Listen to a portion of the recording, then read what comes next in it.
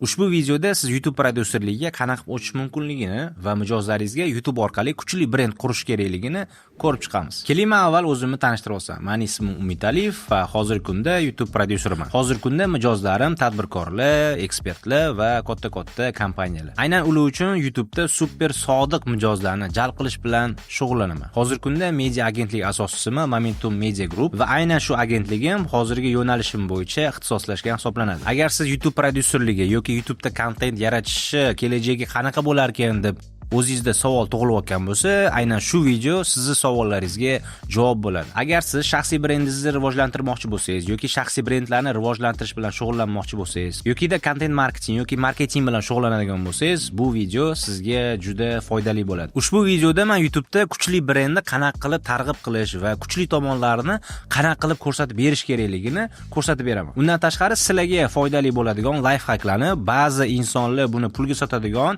instrumentlarni ham etib o'taman. Umid qilamanki, siz buni qo'llab turib o'zingizga yaxshi, foydali narsalar ola olasiz. Ozgina tarixga qaytadigan bo'lsak, men nimaga imini bu yo'nalishni tanladim? Keling, shu haqida gaplashamiz. Bundan 2 yil oldin biz asosan fokusimizni Instagramga kontentlar qilishga qaratganmiz. Har xil reklama roliklari yoki katta kompaniyalarni qisqa promo roliklarini olish bilan shug'ullanganmiz. Asosiy fokusimizni ham shunga berganmiz. Lekin shunaqangi moment kelganki, biz qarorimizni reski o'zgartirganmiz. Birinchidan, asosiy qaror qabul qilishimizning sababi kichkina bozorda katta raqobat va minglab kichkina jamoatchilar narxi o'ynatib olganidan bo'lgan. Hozirgi kunda yuzlab, agar minglab bo'lmasa, shaxsiy brend qurish bo'yicha agentliklar tiqilayotibdi va kundan kunga ko'payib boryapti. Va hammasining asosiy instrumenti Instagramdan iborat. Mobilograflar, frilanserlar haqida umuman gapirmayman. Chunki ularning soni men o'ylagandan ham juda ko'p. Bu raqobat sharoitida ekspert yoki bizneslar juda katta tanlovga ega va xohlaganini tanlab ishlatish mumkin. Chunki takliflar ko'p va ularning asosiy quroli Instagram uchun risklar tayinlab berish va ekspertlar yoki biznes egalari aynan shu yo'nalishga katta summa to'lashga tayyor emas. Aynan shu sababli men o'zimning tajribamga suyangan holatda yaxshi natija beruvchi va kelajakda bozori juda kattalashuvchi nishaga, ya'ni yo'nalishga kirishga qaror qabul qilganman. Birinchidan, raqobat yo'q. Ikkinchidan, katta biznes egalari yoki ekspertlar aynan shu yo'nalishga katta byudjet ajratishga tayyor. Va bu yo'nalish YouTube prodyuserligi hisoblanadi. Endi savol, nimaga aynan bu yo'nalishga biznes egalari yoki ekspertlar katta pul to'lashga tayyor va ularga nima foyda?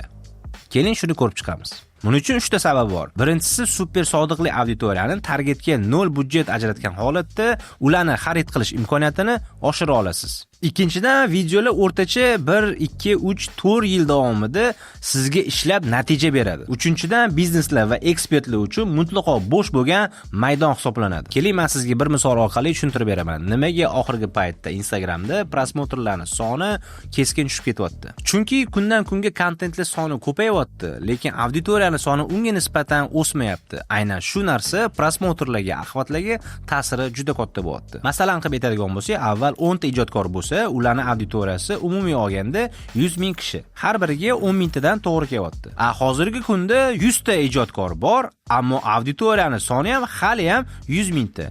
Demak, har bitta insonga 1000 tadan to'g'ri kelyapti. Agar siz Instagramda qilgan ijodingiz topga chiqishini xohlasangiz, oldingiga o'xshab turib 9 tasini yutishingiz shart emas. Hozir 99 tasini yutsangizgina sizni prosmotrlaringiz ko'payishni boshlaydi. Ammo YouTube'da vaziyat umuman boshqacha. Minglab yo'nalishlar hali ham bo'm-bo'sh turibdi. Aynan O'zbekiston bozorida. O'zbekiston YouTube bozorini bitta ochib qarasangiz, asosiy 80% qismini intervyular, podkastlar egallagan. Bu sizlarga katta signal berish kerak. Mana bu yerda error degan lampochka yonish kerak. Tut degan. Bu signal bozor juda bo'm-bo'sh degan. Hozir ko'pchilik bu narsani yaxshi tushunmayapti, lekin agar buni tushunib turib harakatni boshlaganlar 2 yoki 3 yildan keyin mevasini shunaqangi oladiki, keyingi boshlaganlar xuddi mana hozirgi Instagram ahvoliga tushadi. Masalan, yaqinda bitta maqolaga ko'zim tushib qoldi. Xorijiy marketing agentligi O'zbekistonga kirish jarayonida O'zbekiston bozorida YouTube'ni shunaqangi rivojlanmaganligini his qilgan va buni o'zini maqolasida keltirib o'tgan. YouFirst degan agentlik dunyo bo'ylab mikroblogerlar bilan shug'ullangan 70 tadan ortiq reklama kampaniyasini o'tkazgan. Ular O'zbekistonda bir taom yetkazib berish xizmatini ko'rsatuvchi kompaniyani targ'ib qilishni boshlashgan va kelishishgan. Shu maqsadda O'zbekiston bozorida YouTube blogerlarni izlashgan va ular qidirayotgan blogerlarning auditoriyasi yoshlardan iborat bo'lishi kerak va oilali insonlar bo'lishi kerak edi. Lekin aniq bo'ldiki, O'zbekistonda YouTube'da family va lifestyle mavzudagi blogerlar deyarli yo'q. Eng qizig'i buni muammo darajasida emas, imkoniyat darajasida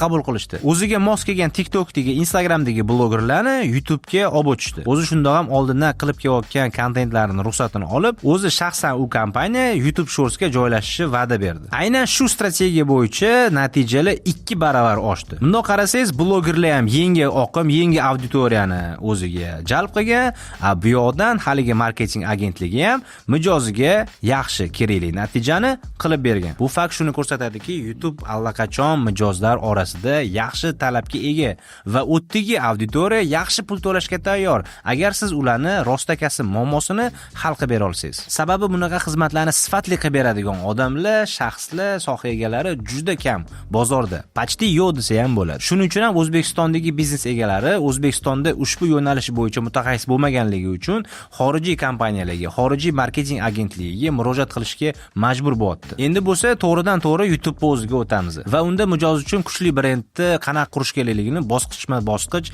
gaplashamiz. Bu savol meni 2 yil oldin o'ylantirishni boshlagan. Nega ba'zi videolar millionlab prosmotr yig'adi, bir xillari mingtaga ham bormaydi? Bu ikkita videoni o'rtasidagi asosiy farq nimada? Sababi sizda qanaqangidir kuchli strategiya yoki kontent bo'yicha mukammal reja bo'lishidan qat'iy nazar, agar bu videoingiz prosmotr yig'masa, buni natijasi sizga umuman foyda bermaydi. Bu qadamlarning har biri o'zini o'rniga ega va eng muhimi 7-qadam. Keling unda bir chekkadan boshladik. Birinchi qadam YouTube'dagi nishani, yo'nalishni aniq belgilab olishdan iborat bo'ladi. Birinchi savol, nimaga bu o'zi muhim hisoblanadi? Agar siz maqsadli auditoriya xohlasangiz, o'zingizning maqsadingiz ham aniq bo'lishi kerak va yo'nalishingiz ham bir xil bo'lishi kerak. Misol uchun aytaylik, siz o'zingizning maqsadingizni ekspertlik darajasida olib chiqmoqchisiz va qaysidir sohaning eksperti hisoblanasiz. Maqsadingiz o'zingizning auditoriyangizni saviyasini shakllantirgan holatda ularni mijoz oqimiga aylantirish. Birinchi qadamdagi ikkinchi bo'lim RPM bo'limi.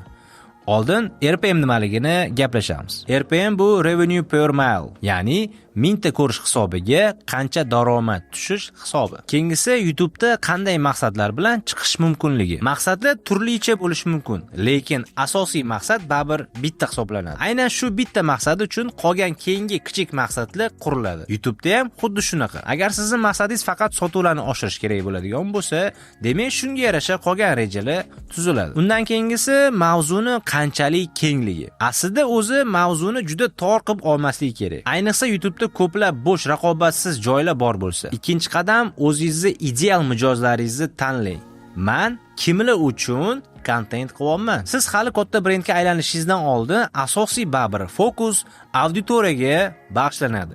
Siz ular uchun kontent qilishingizga harakat qilishingiz kerak. Sizni kuzatayotgan yoki uje sizdan nimadir sotib olgan insonlardan feedbacklar oling. Ular aslida nima xohlayapti sizdan? Aynan shuni analiz qilgan holatda siz keyingi ijodlaringizni reja qilsangiz bo'ladi. 3-qadam storytelling va copywriting ko'nikmalari. Aynan shu qadamda siz o'zingizning shaxsiy fikrlaringizni mijozlaringizga, auditoriyangizga yetkazib berishingiz kerak bo'ladi. Agar siz gapirayotgan gaplar sizni emas, aslida boshqa odamlarning fikri bo'ladigan bo'lsa, bu qilinayotgan kontentlar siz o'ylagan darajada yaxshi chiqmasligi mumkin. Baribir hamma narsa mana mashetdan bog'lanadi. Insonlar kontent ko'rayotgan paytida doim hikoyali kontentlarni yaxshi ko'rishadi. Sababi hikoyalar insonni tasavvur qilish imkoniyatini oshiradi. Aynan hikoyalar orqali siz auditoriyangizga yanada ko'proq, yanada yaxshiroq ta'sir o'tkazish imkoniyatiga ega bo'lasiz. 4-qadam ideal video sxemasi qanaqa bo'lish kerak? To'g'risini aytganda ideal sxemani o'zi yo'q. Turli janrlar, formatlar va shaxsiyatga moslashgan storytellinglarni foydalanib, именно o'zingizning ideal sxemangizni yaratishingiz kerak. Lekin shu joyda inobatga olishingiz kerak bo'ladigan narsa borki, doim bitta joyda qotib qolishingiz kerak emas. Faqat mana shu menga tushadi degan bu xato hisoblanadi. doim izlanishda va yangilikda bo'lishingiz kerak bo'ladi. Lekin agar siz YouTube bo'yicha oldin hech qanaqa video olmaganman desangiz, siz uchun yaxshi bitta sxema mavjud. Bu struktura qolgan platformada ham deyarli bir xil hisoblanadi, lekin YouTube platformasida sal o'ziga xos usullari bor. Misol uchun videoda auditoriyani agar oxirigacha ko'rsa, ushbu kontentni qanaqa qiymat olish kerakligini va bu mavzu nimaga aloqadorligini qisqacha aytib o'tish. Misol uchun, bu videoda siz YouTube'dagi kontentingizni millionlarga olib chiqish uchun 7 ta qadamni o'rganasiz. Keyingisi odatdagidek tanishtiruv, ya'ni intro. Introda shunchaki o'zingizni qisqacha qilib tanishtirib o'tasiz. Keyingisi muammo yoki kontekst. Nima uchun bu mavzu muhim? Nima uchun aynan shu mavzuda video yozishga qaror qildingiz? Maksimum 1 daqiqa yoki 2 daqiqa davom etish kerak. Keyingi qadam asosiy kontent qismiga o'tasiz. Asosiy kontentni gapirib bo'lganingizdan keyin tomoshabinlarni o'zini fikrini izohda qoldirishga chaqirasiz. Ushbu qadamdan keyin oxirdan bitta oldingi qadam xulosa va natija. O'zingizning xulosalaringizni va natijalaringizni ulashgan holatda so'nggi qadamni qo'yasiz. So'nggi qadam call to action. Call to actionda obuna bo'lish, havolalarga o'tish, keyingi videoni tomosha qilish, shunga o'xshagan harakatlarga chorlab qolasiz. Bu ko'rsatma birinchi videolaringizni qanaqa yozish kerakligi haqida asosiy ko'rsatma bo'ladi. Lekin bu hali boshida aytib o'tganimdek, YouTube'ga biron marta video qilmaganlar uchun hisoblanadi. 5-qadam auditoriyani bosqichma-bosqich yig'ish strukturasi. Instagram Reels'lar orqali o'zingizning YouTube'ingizga auditoriyani jalb qilish strategiyasi bu har doimgidek qo'llanadigan narsalar. Menimcha bu narsalarni siz yaxshi tushunasiz. Misol uchun siz YouTube'ga podkast tayyorladingiz va uni eng qiziqarli joylarini Instagramga joyladingiz. To'liq videoni YouTube orqali ko'rasan deb silka qoldirdingiz. Silkani turli xil yo'nalishda qoldirish mumkin. Buni content voronkasi deb ataladi. Aynan shu strategiya bo'yicha Instagramdan va qolaversa boshqa platformalardan YouTube'ga auditoriyani jalb qilish mumkin. Ikkinchisi, boshqa platformalarda mana bu link orqali o'tsang, meni videoyimni ko'rasan deyish o'rniga, aynan YouTube platformasiga o'tasan va mana bunaqa deb qidirsang, meni videoyim chiqadi deb turib qidiruv bersangiz, aynan shu narsa sizni silka berishingizdan ko'proq foyda beradi. Sababini hosiliga tushuntirib beraman. Misol uchun aytaylik, siz silka bosdingiz, silkani bosganingizdan keyin uni ko'ryapsiz. U YouTube algoritmi silkadan o'tgan koeffitsiyentini alohida hisoblaydi, YouTube'dan qidirayotgan koeffitsiyentini alohida hisoblaydi. Lekin ikkalovini natijasini oladigan bo'lsak, YouTube'dan qidiradigan kontentlarni koeffitsiyenti yuqoriroq bo'ladi. Ya'ni bu koeffitsiyent, bu reja sizni algoritmlarga kontentingizni topga olib chiqishiga ko'proq yordam beradi. Silkani ustiga bossangiz, bu faqat точечный указание bo'ladi. Bu o'zini algoritmida unaqa katta rol o'ynamaydi va prosmotrlarga yaxshi ta'sir qilmaydi. Undan ko'ra, men aytgan narsani qo'llasangiz yaxshiroq ishlaydi. Sababi YouTube algoritmlari xuddi Google algoritmlariga o'xshab ishlaydi. O'zini platformasida qanchalik ko'proq izlansa va qanchalik ko'proq qidirilgan bo'lsa, o'sha kanalni yoki o'sha kontentni ko'proq ommaga ko'rsatadi. Yakirni kontent va SEO optimizatsiya. Yakirni kontent degani doim odamlar qidiradigan mavzuda kontent qilsangiz, ana shu yakirni kontent hisoblanadi. Misol uchun aytaylik, siz poisk beryapsiz platformada "Как настраивать видеокамеру на iPhone". Birinchi chiqib turgan profilni ko'ryapsiz, obunachilar sonini va ko'ruvchilar sonini. Aynan shu narsa yakirni kontent hisoblanadi. Sizga bu struktura bepul prosmotrlarni va ommani jalb qilish imkoniyatini beradi. Lekin buni minus tomonlari ham bor. Minus tomonlarini keyin gaplashamiz. Keyingi qadam shorts yoki reels kengaytirilgan formatini olish. Misol uchun aytaylik, siz Instagram platformasida qaysidir qilgan kontentingiz omma oldida yaxshi qabul qilingan, ya'ni ko'proq prosmotr olgan. Aynan shu mavzuga YouTube uchun alohida katta video kontent qilishingiz kerak bo'ladi. Aynan shu kontentingizni Instagram auditoriyaga mana bu mavzuda sizlar ko'rgan edinglar va bu mavzu uchun men kattaroq video tayyorlashga qaror qildim. Mana ko'rishingiz mumkin deb turib, unga yo'naltirsangiz bo'ladi. 6-qadam, qanaqa qilib, qayoqdan monetizatsiya qilish, ya'ni soqqa topish. Monetizatsiya turlari YouTube'da turlicha. Birinchi monetizatsiya bu sizga YouTube to'layotgan pul. Keyingisi outsource money hisoblanadi. Bu tashqi reklamalardan foydalanish. Misol uchun siz katta kontent qilyapsiz va kontentingizga sponsorlik evaziga yoki qanaqangidir mahsulotni reklama qilish evaziga pul ishlab topish. Uchinchisi, siz qanaqangidir mahsulotni egasisiz yoki qanaqangidir uslugani egasisiz va o'zingizni uslugingizni, o'zingizni mahsulotingizni ommaga taklif qilish. Agar sizni auditoriyangiz hali o'sha YouTube talablariga javob bermasa, ya'ni monetizatsiya yoqish uchun buncha prosmotr, buncha obunachi degan narsalarga talabiga javob bermasa, siz bundan oldin ham monetizatsiya yo'llarini qilish imkoniyatiga egasiz. Buning uchun siz bitta silka orqali o'zingizni produktingizga yo'naltirish imkoniyatiga ega bo'lasiz. Ushbu silka orqali o'zingizni saytingizga yoki qanaqangidir platformaga yoki qanaqangidir Telegram kanalingizga, soobществоga jalb qilgan holatda ana o'tda prodajalarni yo'lga qo'yishingiz mumkin. Keyingisi va eng qimmatli ma'lumotlardan biri bu o'rgimchak to'ri varonkasi. Hozir sizlarga shuni qisqacha qilib tushuntirib beraman. Masalan, qilib aytadigan bo'lsak, Mikhail Timichka. Bu insonni ko'pchiliginglar tanisinglar kerak. Oldingi zapusklarida 99% ko'proq progresslarini storiesda Instagram orqali yurg'izgan. Hozirgi kunda oxirgi zapuskini imini YouTube orqali progresslarini o'tkazganini aytib o'tdi va o'zi buni razbor qilib berdi. U razborida 60% dan oshiq insonlar YouTube orqali progressidan kelganini ham ta'kidlab o'tdi. Va undan tashqari uni produktini sotib olgan insonlardan 80% dan oshiq odamlar хотя бы bir marta bo'lsa ham uni YouTube varonkasidagi videolarni tomosha qilgan. Keling endi buni detalliroq ko'rib chiqadigan bo'lsak. Buni asosiy strukturasi bitta katta sotuvchi videoni har xil yo'nalishdan olib kirish trafiki hisoblanadi. Ya'ni 5 ta yoki 6 ta temada video qilinadi. Misol uchun zapusk yo'nalishida, pul topish yo'nalishida yoki psixologiya, o'zini motivatsiya qilish yo'nalishida har xil burchaklardan insonlarga yoqadigan mavzuni, kerakli mavzular haqida gapirib, video qilib, asosiy mijozlarni oqimini bitta sotuvchi videoga yo'naltirilgan va undan o'zini asosiy sotuvlarini amalga oshirgan. Keling yana bitta versiyasini ko'rib chiqamiz. Masalan, oldingi strukturamizda hamma video bitta sotuv videoga yo'naltirilgan. Lekin bu strukturamizda ketma-ketligi boshqacha. Masalan, aytaylik, content 1. Bu kattaroq auditoriyaga yo'naltirilgan mavzuda content hisoblanadi va undan siz ikkinchi contentga yo'naltirasiz. Ya'ni to'g'ridan to'g'ri sotuvga emas, sotuvchi videoga emas, contentni ikkinchi qismiga yo'naltirasiz. Bu yerda uje yana mavzuyingizni torroq qilib boraverasiz. Bu contentdan keyin o'zingiz asosiy sotuv kontentingizga yo'naltirasiz. Agar yanada varonkani uskilashtirib, mavzuni filtrni qattiqroq qo'ymoqchi bo'lsangiz, yana keyingi 3-bosqichdagi kontentga olib o'tasiz. Unda yanada chuqurroq auditoriyani analiz qilingan holatda kontentni ulashasiz. Undan keyin siz asosiy prodaja yo'nalishidagi kontentingizga yo'naltirasiz. Bu ketma-ketlik o'zingizning strategiyangizdan kelib chiqadi va mavzularingizni ketma-ketligidan kelib chiqadi. Va nihoyat 7-qadam, maxfiy algoritm. YouTube'da shunaqangi ishlaydiki, siz qanaqangi darajada strategiya qilmasangiz ham, qanaqangidir kontent g'oyalaringiz dahshat bo'lmasin, sizni aynan shu narsaga e'tibor bermasangiz, prosmotr olmasa, qilgan ishlaringiz hammasi befoyda bo'ladi. Buning uchun natijaga yaxshi ta'sir qiladigan algoritm mavjud.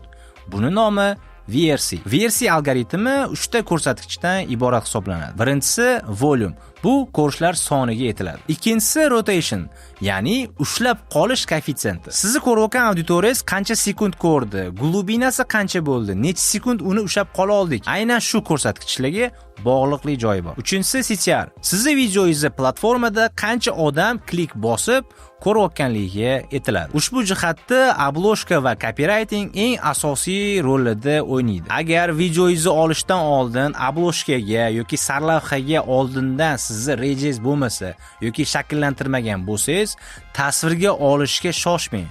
Oldin shularni qilib olib turib, keyin tasvir olishga o'ting. Sababi aynan shular sizni qilayotgan kontentingizni muvaffaqiyatli kaliti hisoblanadi. Mana aytib o'tganimdek, VRC bo'limidagi har bitta ko'rsatkich bir-biriga bog'liq. Prosmotr qilish uchun siz auditoriyani ushlab qolishingiz kerak. Auditoriyani ushlab qolish uchun siz obloshka va sarlavhalarni to'g'ri foydalanishingiz kerak bo'ladi. Eng muhimi, xuddi shu VRC sistemani YouTube'dagi eng taniqli blogerlar ham o'zida qo'llab keladi.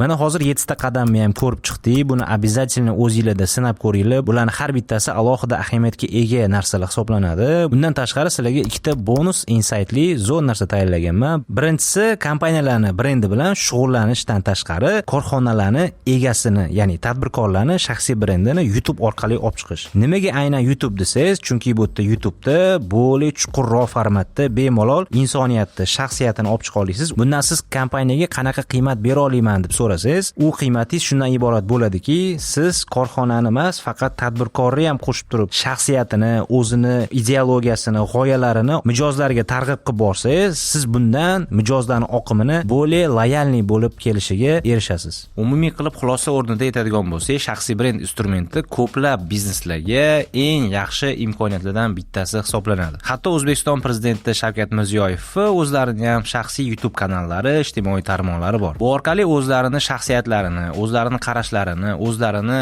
ideyalarini olg'a surishadi. Brendlarga agar keladigan bo'lsak, sotuvlarini ham aynan o'sha yerdan qiladigan odamlar ham bor. Misol qilib aytadigan bo'lsak, MAC kosmetik kompaniyasi. Bu kompaniya 30 yildan beri faoliyat yuritadi. Lekin aynan shuni natijasini 18 oyda bitta inson bajarishga muvaffaq bo'lgan. Bu insonning oti Kylie Jenner. O'zi bu inson bu sohaning egasi hisoblanmaydi, lekin o'zini shaxsiy brendi orqali 18 oy ichida hech kim ishonmagan natijani qila oldi. Bunga yana bitta misol keltirsak bo'ladi, BYD kompaniyasi bilan Tesla kompaniyasi. Biri Xitoyga tegishli, biri Amerikaga tegishli. Endi ko'rib chiqamiz. BYD kompaniyasi 2024-yil 4,272,145 ta mashina sotishga muvaffaq bo'lgan. Tesla bo'lsa 1,789,226 ta. Lekin bu yerda ahamiyatga ega joyi aynan bu yerda emas. Siz o'ylashingiz mumkin, BYD kompaniyasi bu yerda yaxshiroq foyda qiladi, Tesla kompaniyasi unchalik emas desangiz, adashasiz. Investor ko'zi bilan qarasangiz ham, bozor ko'zi bilan qarasangiz ham bu yerda Tesla yuqoriroq o'rinda turadi. Hozir sizga sababini tushuntirib beraman. Bu yerda asosan kompaniyani sotuv narxida gapirilyapti. Masalan, qarasak, hozirgi kunda Tesla'ning narxi 1 trilliondan oshgan, lekin endigina BYD kompaniyasi 1 trillionga yaqinlashgan. Agar hozir Elon Musk Tesla'ni sotaman desa, BYD kompaniyasidan yuqoriroq narxga sota oladi. Sababi Elon Musk oldindan shaxsiy brendini yaxshilab qurib kelgani uchun, aynan mijozlarni, investorlarni oldindan ishonch qozona olgan. Mijozlar yoki investorlar undan sotib olgan narsasini Tesla uchun emas yoki qanaqangidir unga tegishli bo'lgan produkt uchun emas, imенно Elon Muskning ideyasini, maqsadini sotib olgandek his qiladi. Shundan uni narxi xuddi shunaqa turadi. Xo'sh, endi siz nima qilishingiz kerak? Agar siz endi boshlayotgan bo'lsangiz, sizni asosiy yo'lingiz bu soddalik yo'li bo'lishi kerak. Asosiy jihatlardan biri bu kontentda berilayotgan yechim, qiymat va auditoriyaga mos kontent hisoblanadi. Montajda ham xuddi shunaqa. Doim soddalik va samimiylik bilan yondashish kerak bo'ladi. Endi mijozlaringizga YouTube kanallarini qanaqa qilib to'g'ri prodyuserlik qilishini ko'rib chiqamiz. Aynan shu yo'nalishda siz yollanma xodim sifatida ishlashni to'xtatishingiz kerak. Hatto bu fikrni miyangizda ham olib tashlashga to'g'ri keladi. Agar siz shunchaki kompaniyaga kontent tushirib beryapman desangiz ham, siz mikrobiznes egasi hisoblanasiz. Xizmat ko'rsatuvchi mikrobiznes. Har bitta tadbirkor birinchi nima qilishga intiladi? Zo'r va sifatli mahsulot ishlab chiqarishga intiladi. To'g'rimi? Sizning mahsulotingiz bu sizni qilayotgan ishingiz hisoblanadi. Agar siz jamoada bitta o'zimman desangiz, xuddi ishlab chiqaruvchi ham o'zingizsiz, sotuvchi ham o'zingizsiz, hatto servis ko'rsatadigan inson ham o'zingiz hisoblanasiz. Bu jarayonda tadbirkorlik nigohi bilan qarashga to'g'ri keladi. Birinchisi, men mijozga nima beryapman? Ikkinchisi, qanaqa natija olib kela olaman? Uchinchisi, uni ko'zini oldida o'zimni ishimni qiymatini qanaqa qilib oshirishim mumkin? Aynan shu savollar bo'yicha o'zingiz ustingizda doim ishlashni davom etsangiz, bu narsa sizda yaxshilanadi. O'zi to'g'risini aytganda, mijozga siz CapCut'da qilasizmi montajni yoki Adobe Premiere'da qilasizmi, umuman qiziq emas. Asosiysi unga berilayotgan qiymat va natija. Agar siz yechim va foyda kategoriyasida o'ylashni boshlasangiz, siz qancha narx qo'yib buningga, bu natija qanaqa bo'lar ekan, mijoz oldida qanaqa narximni ko'tarar ekan degan savollarni unutib olasiz. Siz shunchaki qilayotgan ishingizni, mahsulotingizni yaxshilab boraverasiz, narx o'zidan o'zi orqasidan o'sib boraveradi. Agar siz mijozingizga qiymatni qanaqa ko'rsatishni, natijaga qanaqa chiqishni, sizni o'zingizni xizmatlaringizni chekini oshirishni bilmoqchi bo'lsangiz, men sizga bitta zo'r video tayyorlab qo'yganman. Bu videoda o'zimni oxirgi keyslarimdan biri, ya'ni bu $25,000 ga yopilgan сделкani sizga batafsil tahlil ko'rinishida aytib beraman. Ushbu videoda quyidagi narsalarni batafsil tushuntirib o'tganman. Men bu xizmatni qanaqa qilib sotdim, qilyaptim? Mijozga qanaqa qilib qiymat yaratdim? Eng asosiysi bu YouTube kanallarni qanaqa qilib rivojlanish uchun aynan qanaqa fishkalardan foydalanganimni batafsil tushuntirib beraman. Bu fishkalar va bu strategiyalarni sizni o'zingizni shaxsiy loyihangizda ham qanaqa ishlash kerakligini qisman aytib o'taman. Ishonamanki, bu video sizni ham qiymat beruvchi va natijaga to'g'ridan-to'g'ri yo'l ko'rsatuvchi video hisoblanadi. O'zini YouTube kanalini rivojlantirish bo'yicha $25,000 to'lagan mijozimiz uchun qanaqa strategiya qilganimizni bilmoqchi bo'lsangiz, meni Instagramdagi shaxsiy akkauntimga o'tib, direktimdan 25k deb yozsangiz, men sizga videoni jo'natib qo'yaman. Mana biz bu videoda ketma-ket hamma bosqichni ko'rib chiqdik. Agar bu video sizga foydali bo'lgan bo'lsa, o'zingizning fikringizni Instagramda kutib qolaman. Aynan bu video sizga qanaqa qiymat berdi, shuni ham to'liq tushuntirib bersangiz, men juda xursand bo'laman. Keyingi videolarda ko'rishguncha, meni yo'qotib qo'ymang.